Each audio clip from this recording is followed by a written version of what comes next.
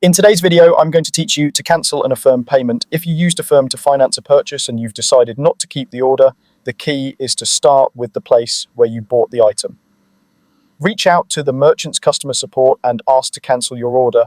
When you contact them, have your order number, the purchase date, and any confirmation emails handy so the conversation goes quickly. Policies vary, so the merchant can confirm whether your order is eligible for cancellation and what they can do next. Here's why this first step matters. Affirm can't cancel payments or loans on their own.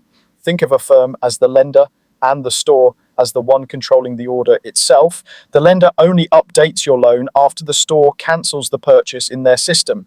So your goal in this step is simply to get a clear order cancelled confirmation from the merchant. Once the merchant cancels the order, everything else is automatic. Affirm gets that update electronically and cancels your loan tied to that purchase. There's nothing additional you need to do on the Affirm side for a full cancellation. You should see the loan status switch to cancelled, and you'll likely receive an email confirming the change. If you've already made payments, don't worry. Any eligible amount will be refunded to you after the cancellation comes through. Keep in mind that interest may not be included in the refund, depending on the terms of your plan and how long the loan was active.